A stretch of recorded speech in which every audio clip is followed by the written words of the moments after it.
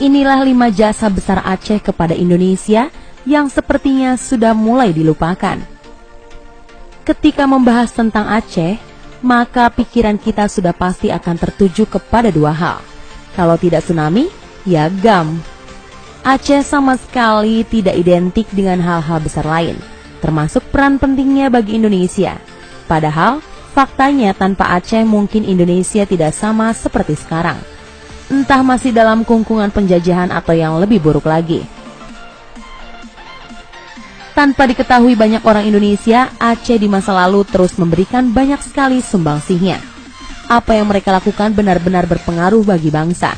Sehingga, sama seperti yang sudah diungkapkan sebelumnya, tanpa Aceh Indonesia mungkin masih terlunta-lunta dalam keterpurukan.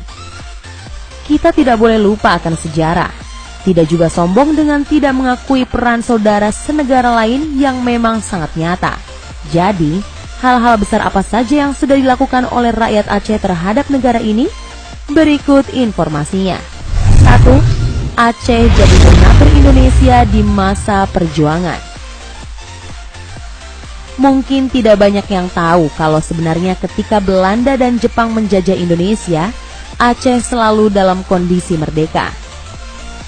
Ya, rakyat Aceh berjuang gigih sehingga penjajahan tidak sampai kepada tanah mereka. Alhasil, orang-orang Aceh makmur secara ekonomi karena tidak terjerat sistem kolonial. Sebenarnya mereka bisa memilih untuk tidak peduli. Namun, terlahir di tanah Indonesia, orang-orang Aceh merasa punya kewajiban moral untuk membantu saudara sebangsa. Akhirnya mengalirlah bantuan-bantuan dana dari orang-orang Aceh kepada Indonesia. Bantuan ini pun dipakai untuk operasional pemerintah Indonesia. Salah satunya untuk membiayai Haji Agus Salim agar bisa mengikuti konferensi Asia di New Delhi. Tanpa bantuan ini, perjuangan Indonesia untuk mendapatkan kemerdekaan makin susah.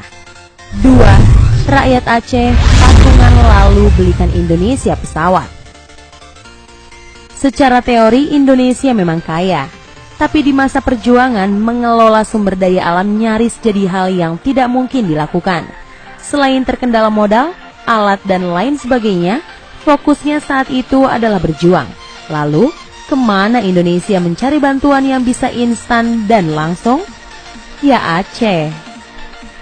Aceh seakan menjadi donatur tetapnya Indonesia. Ketika bangsa ini butuh dibantu, mereka siap. Faktanya, mayoritas sumbangan dana yang diberikan oleh Aceh kepada Indonesia berasal dari patungan rakyat. Seperti ketika Indonesia butuh pesawat, orang-orang Aceh mengumpulkan emas-emas mereka lalu mendatangkan sebuah pesawat untuk diberikan kepada bangsa ini. Ada 2 pesawat yang berhasil dibeli dari dana patungan tersebut, dan pesawat ini perannya amat vital bagi perjuangan Indonesia. 3. Aceh juga menyumbang kapal laut. Alutsista Indonesia di masa perjuangan sangatlah miris. Jangankan produksi, dulu para leluhur hanya memunguti dan juga membeli. Walaupun membeli bukanlah pilihan mudah mengingat ekonomi Indonesia tidak bagus, lagi-lagi Aceh memberikan bantuan untuk Indonesia. Kali ini berupa kapal laut dengan kode PPB-58LB. Kapal ini pun pengaruhnya sangat besar bagi bangsa. Dulu, ia dikemudikan oleh seorang laksamana muda bernama John Lee. Di tangannya, kapal ini berguna banyak, terutama perannya dalam mendistribusikan senjata-senjata. Seandainya Aceh pelit dan berbuah tidak adanya kapal ini, maka perjuangan Indonesia akan berlipat-lipat susahnya. 4. Peran penting radio Rimba Raya. Dulu, media untuk menyebarkan semangat perjuangan sangat terbatas. Lewat tulisan-tulisan juga sama sekali susah, lantaran distribusinya pasti diawasi penjajah serta tulisannya akan banyak dipelintir. Radio jadi satu-satunya alat orang-orang dulu untuk saling berbagi kabar perjuangan. Meskipun demikian, tak banyak radio yang berdiri dan kemudian melakukan siaran berharga itu. Hanya beberapa gelintir saja, termasuk salah satunya adalah radio Rimba Raya yang ada di Aceh Tengah. Peran radio ini benar-benar vital. Para penyiarnya selalu tak henti-hentinya memberikan informasi penting tentang perjuangan bangsa. Misalnya dengan menegaskan bahwa Indonesia tetap berdiri ketika radio Belanda tak bosan-bosannya mengingatkan dunia jika mereka sudah menghapuskan bangsa ini. 5. Menyumbang emas Monas sebagai lambang kedikdayaan bangsa. Terletak di ibu kota dengan bangunannya yang hebat, Monas adalah representasi perjuangan bangsa. Ditambah lagi dengan emas seberat 38 kg di bagian teratas monumen yang makin membuat bangsa ini bisa membusungkan dada sebagai negara berdaulat yang tidak bisa diganggu-gugat. Tahukah siapa yang menyumbang emas ini? Ya, ia adalah seorang pria asal Aceh. Bernama Tengku Markam, pria ini menyumbang 28 kg dari 38 kg emas di ujung Monas. Kalau dikonversi menjadi uang saat ini dengan harga emas per gram Rp500.000, maka Tengku Markam mengeluarkan sekitar 14 triliun rupiah. Benar-benar jumlah yang tidak main-main kan?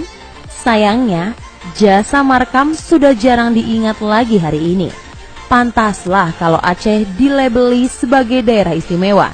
Pasalnya, apa yang dilakukan penduduknya benar-benar besar perannya bagi eksistensi Indonesia. Seandainya dulu ceritanya orang Aceh tak peduli dengan Indonesia, mungkin negara ini akan mengalami perjuangan yang lebih berat lagi. Atas apa yang sudah dilakukan mereka di masa lalu, sepertinya kita harus mengucapkan terima kasih yang sedalam-dalamnya. Nah, itulah tadi beberapa informasi mengenai 5 jasa besar Aceh kepada Indonesia yang sepertinya sudah mulai dilupakan. Semoga informasi tadi dapat menambah wawasan Anda dan membuat kita selalu bersyukur atas kemerdekaan Indonesia yang telah didapat karena sumbangsi dari bangsa Aceh. Jangan lupa like, share, and subscribe ya.